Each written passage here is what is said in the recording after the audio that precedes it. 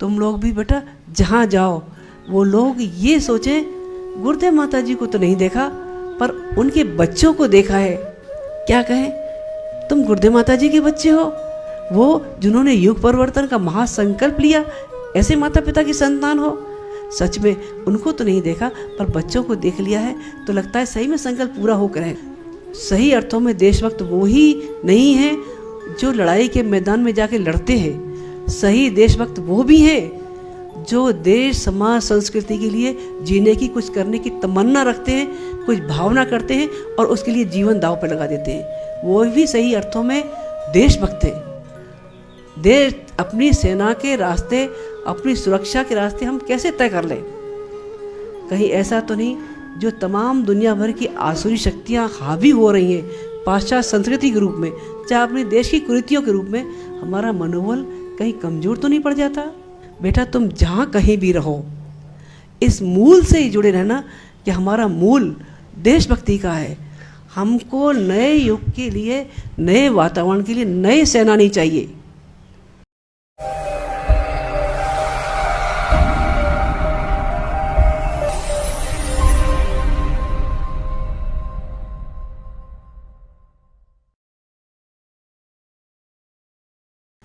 अब ये बताओ, तुम अपना परिचय दो कि हम तुम्हारा परिचय दे दें? देखो तुम प्यारे प्यारे बालक हो, नाम तुम्हारा कुछ भी हो, सरता हो, गरिमा हो, महिमा हो, गार्गी हो, तार्गी हो, या विवेक हो, सुबुद्धि हो, जो भी कोई हो, लेकिन सबसे बड़ी बात क्या है? हम सब के प्यारे बालक और गुरुदेव माता जी के उत्तराधिकारी वारिस बच्चे हो, और वो बच्चे हो जो गुरुदेव माता जी की गोद के खेले हो, इस आंगन में रहे हो। कल का वो पिछला अतीत तुम लोग शायद नहीं भूले होगे। मुझे भी वो हर पल याद आता है जब कभी बुलाते थे तो बच्चे वो छोटे जो आज पापा बन गए हैं और ऊंचे बन गए हैं, वो क्या करते थे? वो लेकर खिसकाते हुए कंधे बस्ता लिए दौड़ लगाते चले जाते थे, प्लास्टिक की थैली हाथ में लिए। वो दिन अभी भी याद है, वो किलकारी मारते हुए बच्चे आज हमारे इतने बड़े हो गए। बच्चे छोटे होते हैं तब उनको क्या दिया जाता है? उनको दिया जाता है टॉफ़ी बिस्किट, और उसके बाद क्या? हाँ बच्चों खिलौना खेलो, जाओ मस्ती करो।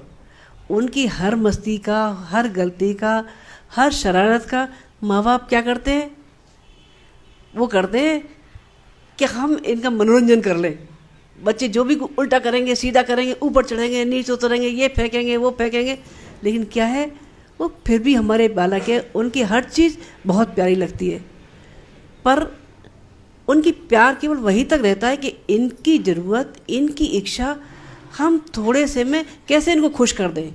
लेकिन जब बच्चे बड़े होते हैं तब बेटा उनको दी जाती है जिम्मेदारियाँ।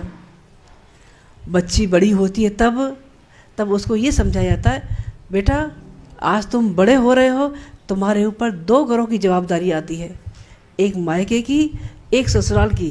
दोनों की इज्जत तुम्हारे हाथ में है।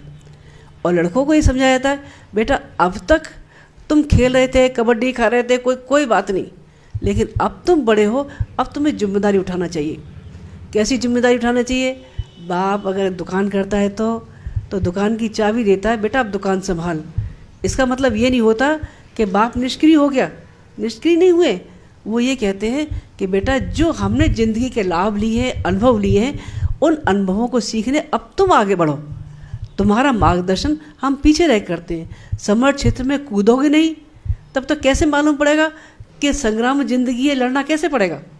अब जब लड़ना ही नहीं जानोगे तो कैसे बात बनेगी? तो उस संग्राम ज़िंदगी में लड़ने के लिए माँ बाप छोड़ देते हैं। अब तुम लोग कौन हो? तुम सब बड़े हो गए हो। बहू घर में आती है तो उसको क्या करती है सास? पहले तो ये देखती है कैसे चल रही है, कैसे उठ रही है, कैसे बैठ रही है, कैसे हंस रही है, दांत ऐसे तो नहीं निकाल रही। पर जब दिन हो जाते हैं तब उसी बहू को सास कह देती, बेटा ये घर की चाबी संभाल और जवाबदारी तू संभाल। तू क्या करती है ये तू जान, मैं भगवान का भजन करती हूँ। इसका मतलब ये नहीं कि उसे संसारिक वैराग्य ले लिया। वो चाहती है कि जैसे अनुभव मैंने लिए हैं वैसे ही अनुभव मेरी बहू भी ले, और वो भी इस क्षेत्र को आगे बढ़ाए। बेटा अब तुम हो गए हो बड़े, बड़े हो गए हो, तो अब तुम्हारे साथ क्या है? अब तक शांति कुंज के बालक थे, जहाँ रह रहे थे वहाँ बहुत अच्छे थे, लेकिन खाली उतना ही पर्याप्त नहीं है। पर्याप्त क्या है कि तुम शांति कुंज की प्रतिष्ठा को साथ लेके गए हो। जहाँ हो वहाँ हर आदमी ये पूछेगा, शांति कुंज के बालक हो, शांति कुंज के बालक हो। तुम्हारा हंसना, तुम्हारा बोलना, तुम्हारा व्यवहार किसके साथ क्या है, ये सब नोट करेंगे। हम कहाँ तक पढ़े हैं, कितना अच्छा बोलते हैं, कितना अच्छा गाते हैं, या हमारी नौकरी कितनी अच्छी है, ये सब है तो सही, लेकिन सब एक जगह है। सबसे बड़ी महत्वपूर्ण चीज़ क्या है कि हम यहाँ रहने के बाद भी हम क्या बने, ये हम लोगों को ये दिखा सकें कि हम शांति कुंज में रहे तो हमारे रग रग में, हमारे कण कण में वो सब चीज़ भरी है जिसको समाज देखना चाहता है। यहाँ के लोग, भारत के लोग जब अफ्रीका जाते थे तो अफ्रीका में लोग भारतीय लोगों को छू छू के पूछा करते थे। क्या पूछते थे? तुम गांधी के देश के हो, बापू के देश के हो? सब इधर हाथ लगाते थे, उधर हाथ लगाते थे। तुम लोग भी बेटा जहाँ जाओ वो लोग ये सोचें, गुरुदेव माता जी को तो नहीं देखा पर उनके बच्चों को देखा है। क्या कहें? तुम गुरुदेव माता जी के बच्चे हो, वो जिन्होंने युग परिवर्तन का महासंकल्प लिया, ऐसे माता पिता की संतान हो। सच में उनको तो नहीं देखा पर बच्चों को देख लिया है, तो लगता है सही में संकल्प पूरा हो करेगा। तुम लोग आए हो बेटा, वक्त वक्त पर संकल्प लेते हो। शताब्दी में लिया, सब लोग इकट्ठे हुए, काम किया, लेकिन फिर से संकल्प उभरा है बेटा। ये बड़ा अनोखा समय है। कैसा अनोखा समय है? नवरात्रि की बेला, युग संधि की बेला है, ये तो सबको मालूम है। ये भी सबको मालूम है कि शक्ति के अवतरण का समय है। ये भी मालूम है कि साधना का समय है। साधना करने से ही शक्तियाँ मिला करती हैं। दुर्गा की 8 भुजाएं, 8 शक्ति का प्रतिपादन है। अगर वो सारी शक्तियाँ, चाहे आत्मबल की हो, चाहे धनबल की हो, चाहे बुद्धिबल की हो, चाहे शक्ति जागरण की हो, ये सब चीज़ें अगर हम अपनी साधना के साथ अपने अंतरंग चालू करते रहे तो हमारा मनोबल और ऊंचा बढ़ जाएगा।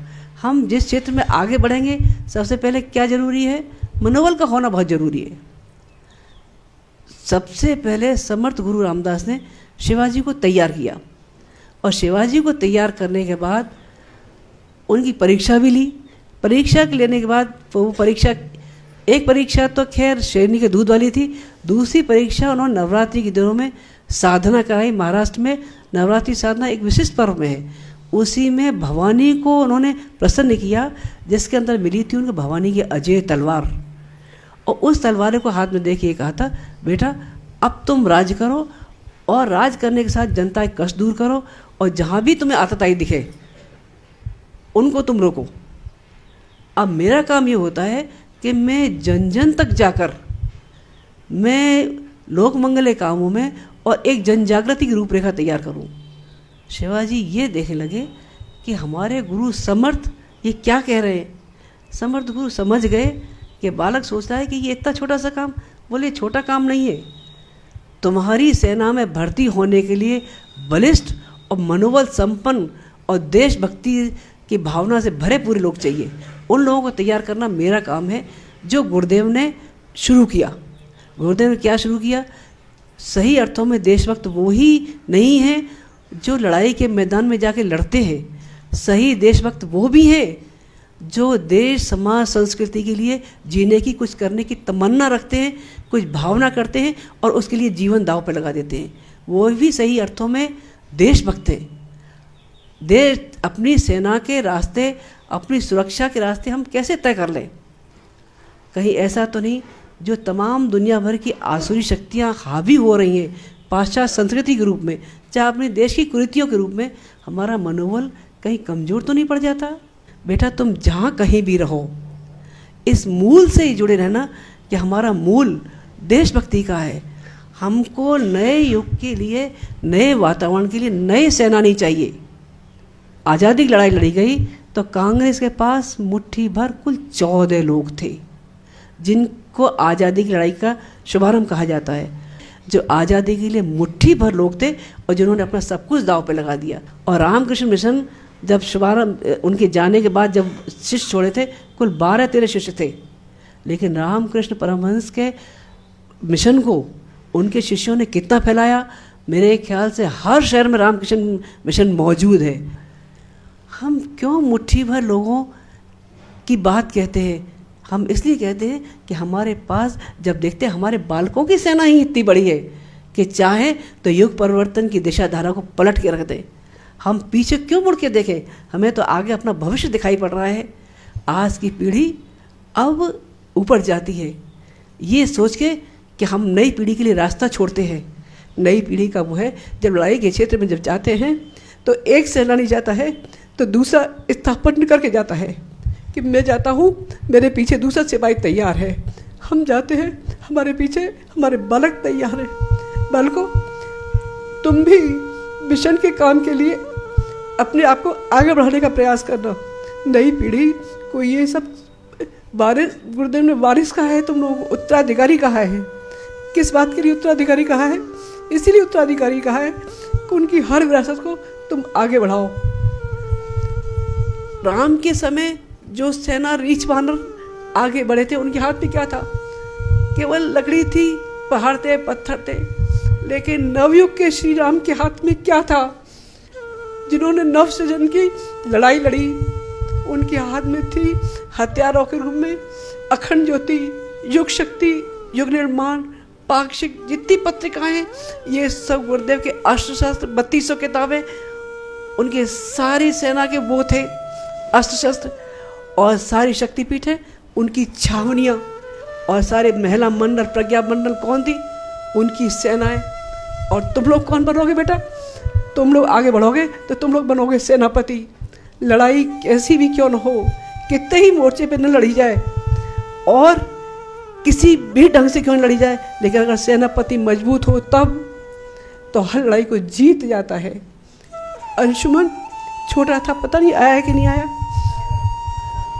सन 90 की घटना है, सन 90 की। इसको पता नहीं याद है कि नहीं याद, पता नहीं, पर मुझे याद है 90 में गुरुदेव महाप्रयाण के बाद सब लोग मिलके चले गए। माता जी अकेली बैठी थी, कुछ उदास थी, परेशान थी। ये पता नहीं कहाँ से खेलता खेलता है। इसके साथ में एक आध बालक और थे। अम्मा जी हम आ गए, अम्मा जी हम आ गए। माता जी प्रसाद दिया, बाकी सब भाग गए। ये अपना खड़ा रहा माता जी के पास। माता जी देख के कहता है, माता जी आप परेशान न हो, हम होंगे कामयाब एक दिन। बेटा वो चीज़ याद है, वो अभी भी याद है कि हमारे बच्चे एक दिन कामयाब जरूर होंगे और आगे बढ़ेंगे। बेटा मेरा मन तुम लोगों का देख के भर आता है कि हमारे बच्चे, हमारी फुलवारी हमारे सामने है। तुम जहाँ जाओ, जहाँ रहो, वहाँ खुशबू फैलाते रहना। गुरुदेव के साहित्य को, गुरुदेव के विचारों को जन जन तक पहुँचाते रहना। तुमने बहुत सारे लेक्चर सुना कि बेटा मुझे लेक्चर देना नहीं आता, मुझे वैसे बात करनी नहीं आती, लेकिन मैं चाहती हूँ मेरे बच्चे मेरे अंतरंग के भाव सुने और समझे। और उम्मीद है हर माँ बाप के सपने उनके बच्चों ने पूरे किए हैं। सो बेटा गुरुदेव माता जी के सपने पूरे करना। गुरुदेव माता जी का आशीर्वाद हर पल तुम लोगों के साथ है। भगवान करे तुम प्रगति करो, खूब गुरुदेव का काम करो। ओम शांति।